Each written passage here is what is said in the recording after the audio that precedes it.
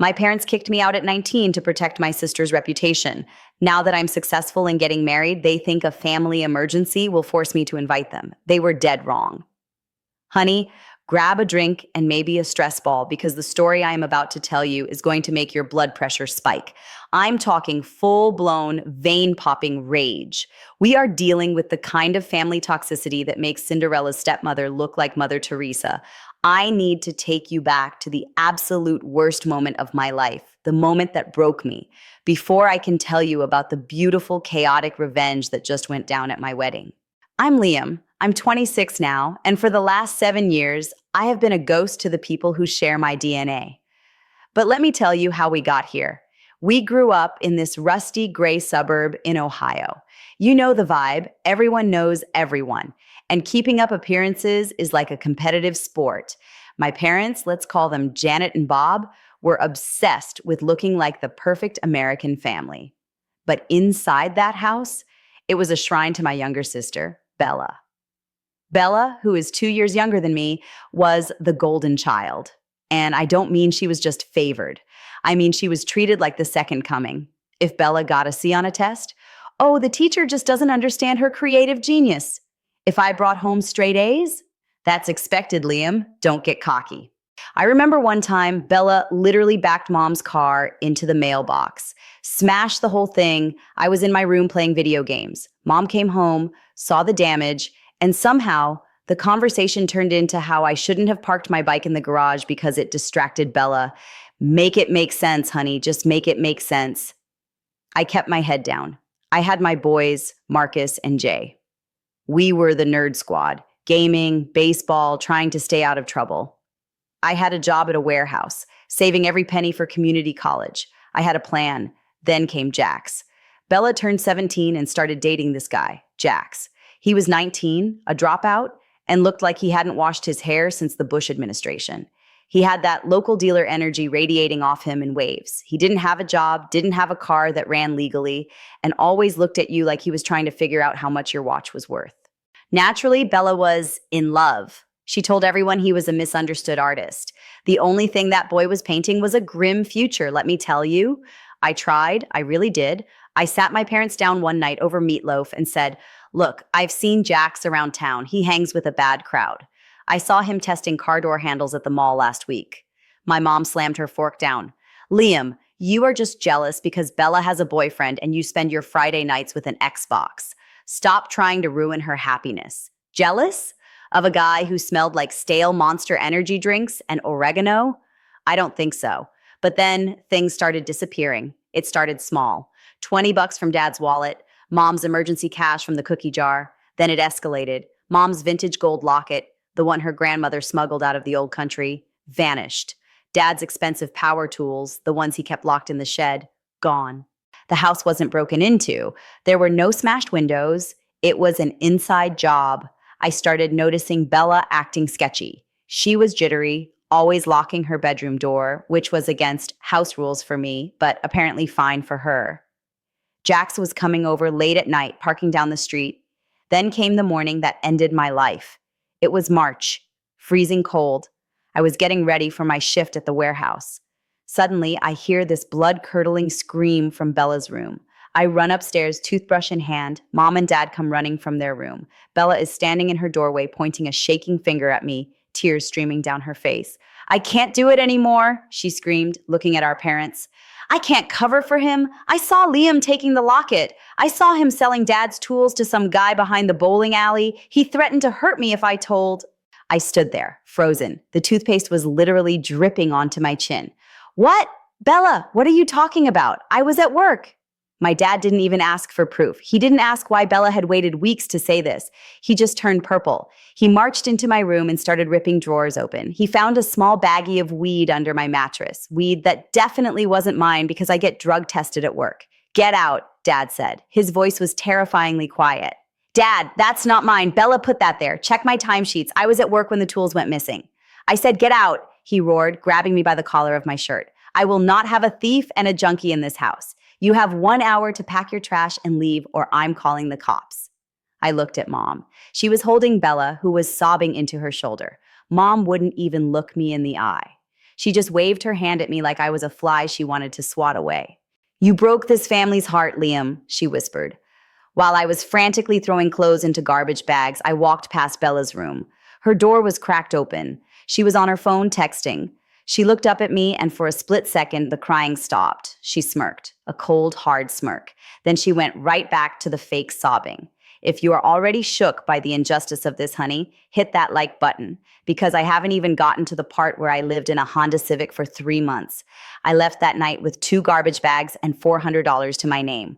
I drove to the Walmart parking lot, reclined the seat, and stared at the ceiling of my car until the sun came up. I was 19. I had no home. My family had just amputated me. The next few years were hell. I lost the warehouse job because my car broke down and I couldn't get there. I bounced between Marcus's couch and Jay's basement, but I felt like such a burden. I ended up sleeping in my car for a long stretch. Do you know how hard it is to interview for a job when you haven't showered in 3 days and you're washing your face in a Starbucks bathroom? But I grinded. I got a job sweeping floors at an auto shop in the next town over. The owner, Mr. Henderson, was this gruff old guy who saw something in me. He let me sleep in the break room when the weather was bad. He taught me about cars. He taught me about business. He became the father figure Bob never was. I worked my way up, service advisor, manager. I finished my degree online at night. I got an apartment. It was tiny and smelled like the curry place downstairs, but it was mine. And I met Sophie. Sophie is a software engineer. She brought her car in for an oil change, and I was so nervous I dropped her keys twice. She laughed. We started talking. She was smart, kind, and she had this fierce loyalty that I had never experienced. When I finally told her about my family, she didn't pity me. She was furious for me. Her family, they adopted me immediately. Her dad, Ron, taught me how to grill. Her mom, Susan, knitted me a scarf for Christmas. I realized, oh, this is what love is supposed to look like. Not transaction, just love. Fast forward to 6 months ago. Sophie and I got engaged. We posted a photo on Facebook. We kept it small, just close friends. But of course, the grapevine is faster than fiber optic internet. My cousin Tanya, who I hadn't spoken to in years, saw the post. She screenshotted it and sent it to my mother. Suddenly, my phone blew up. My baby is getting married. Why didn't you tell us? We need to celebrate. It was like the last 6 years hadn't happened. No apology. No, hey, sorry we made you homeless based on a lie. Just entitlement. Then came the email from Bella. Hey, big bro, so happy for you. Look, I know things were rocky, but I've done a lot of therapy. I want to make amends. Mom and dad are devastated they aren't involved. Can we meet for dinner? I have something important to tell you about the past. Sophie read the email and narrowed her eyes. It's a trap, she said. But if you need closure, we go. But I'm driving and we park facing the exit. We met them at a diner halfway between our towns. I walked in and there they were. Mom looked older, dad looked grayer, Bella looked expensive. Designer bag, perfect hair. Clearly, the thief accusations hadn't hurt her cash flow. We sat down. The tension was so thick you could cut it with a steak knife. Dad started first. Liam, son, it's good to see you. You look well. I'm doing great, Bob, I said. I refused to call him Dad. He winced. Look, we want to put the water under the bridge. We're a family and families forgive. Forgive? I laughed, and it sounded bitter even to my own ears. You threw me out like garbage. You let me sleep in a parking lot. We did what we thought was right, Mom cried out, causing heads to turn. We were protecting the house. Then Bella spoke up. She put on her serious, I'm a grown-up now voice. Liam, the reason we wanted to meet, I need to tell you the truth. It wasn't you. It was Jack's. He stole the locket and the tools. He was selling them for drugs. I stared at her. I know that, Bella. I knew that 6 years ago. Is that the big reveal? No, she said, looking down at her manicured nails. The reveal is Mom and Dad knew too, about 2 weeks after you left. The world stopped spinning. I looked at my parents. They weren't denying it. They were looking at the table. You knew? My voice was a whisper. You knew I was innocent 2 weeks after you kicked me out, and you left me on the street? We couldn't ruin Bella's future, Mom blurted out.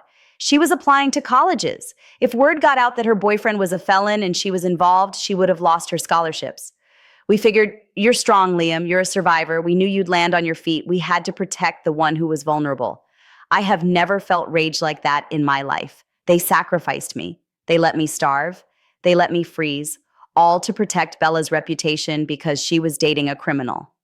So, Dad said, clearing his throat like we were discussing the weather, now that the truth is out, we can move forward. I expect to walk you down the aisle or whatever you do these days, and Bella assumes she'll be in the wedding party. Are you delusional? Sophie spoke for the first time. Her voice was ice cold. You aren't invited, none of you. You are strangers. He is my son. Dad slammed his hand on the table. I have a right to be at his wedding. I paid for his food for 18 years. And I paid for my own therapy for the last 6, I said, standing up. You are not invited. If you show up, security will remove you. We walked out. As we left, I heard Bella say, See, I told you he was still dramatic.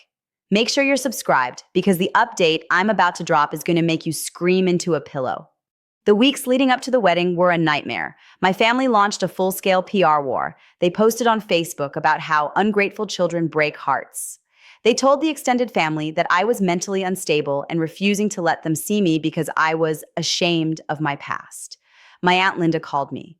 Liam, your mother is crying herself to sleep. Just let them come. Be the bigger person. I told Aunt Linda exactly what happened. The homelessness, the lies, the fact they knew I was innocent. She went silent. Oh, she said, they didn't tell us that part. We hired security for the wedding. Big guys, ex-military. Sophie wasn't taking chances. The day of the wedding came. It was perfect. We rented out this beautiful botanical garden. The sun was shining. I was standing at the altar, waiting for Sophie. That's when the commotion started at the back gate. Attempt number 1, Bella tried to walk in wearing a bridesmaid dress she bought online that vaguely matched our color scheme. She told security she was the maid of honor and had just been running late. Security had a photo of the actual maid of honor, Sophie's sister. They turned her away. Attempt number 2, my dad tried to bully his way through the catering entrance. He was wearing a tuxedo. He started screaming, I paid for this boy's diapers. You can't keep me out. Mr. Henderson, my boss, actually walked over and stood with security, crossing his arms. Dad took one look at Mr. Henderson and retreated. But attempt number 3, that was the main event. Right as Sophie was walking down the aisle, literally, the music is playing, everyone is crying. My mother burst through a side hedge. I don't know how she got through the fence. She must have climbed it. She is screaming, Stop the wedding. You cannot do this without us. I am his mother. Sophie froze halfway down the aisle. The guests gasped. It was like a car crash. Mom comes running onto the grass, heels sinking into the dirt, waving her arms. Liam, look at me. How can you be so cruel? We are your family. Bella was right behind her, filming the whole thing on her phone. Of course she was. Before I could even step off the altar, Sophie's dad, Ron, stood up from the front row. Ron is a soft-spoken man, but that day, he was a giant. He walked right up to my mother. You need to leave now. Don't touch me, Mom shrieked. I have rights. You have the right to remain silent when the police get here, Ron said calmly. Then he signaled the security team. 2 massive guards grabbed my mom and Bella by the elbows. Mom went limp, doing that deadweight thing toddlers do, screaming, My baby! They're stealing my baby! Bella was yelling, This is assault! I'm live streaming this! You're all canceled! They were dragged out. The sound of their screaming faded as they were pulled toward the parking lot. I stood there, shaking. I felt like I was going to throw up. Every trauma from the last 6 years came rushing back. Then Sophie walked the rest of the way down the aisle. She took my hands. She didn't look at the guests. She looked right at me. I choose you, she said, loud enough for everyone to hear, and they don't get to ruin this. We got married, we danced, we drank too much champagne, and honestly, it was the best night of my life because the trash had finally, officially taken itself out.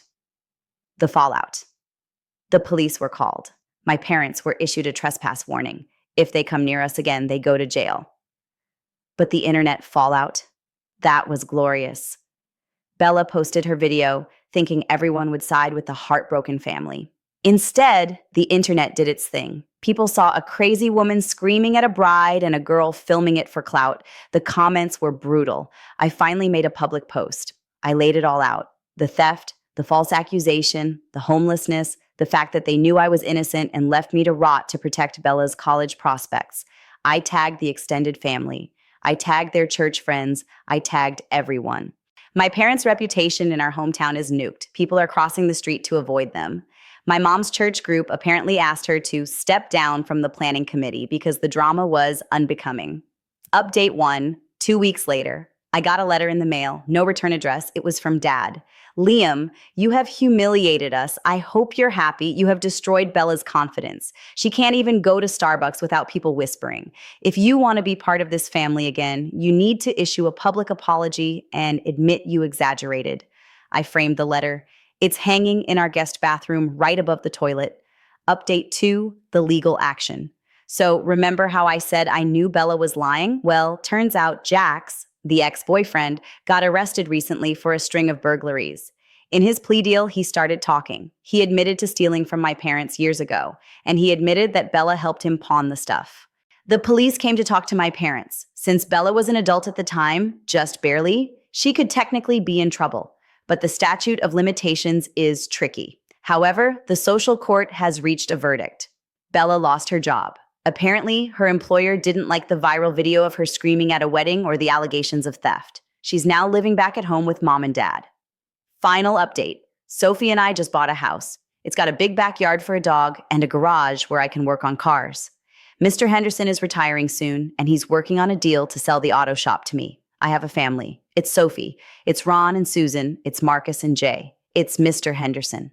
My biological family, they're just people I used to know. I heard through the grapevine that Mom is telling people I've joined a cult, and that's why I cut them off. Whatever helps her sleep at night, I guess. So here is my question for you guys. My cousin is having a baby shower next month, and she invited me, but she also invited my parents and promised to behave. Sophie says hell no, but part of me wants to show up just to show them how happy I am without them. Am I being petty, or should I stay far away? Let me know in the comments. And seriously, if your family treats you like an option, remove yourself from the equation. You deserve to be the priority. Stay spicy, friends.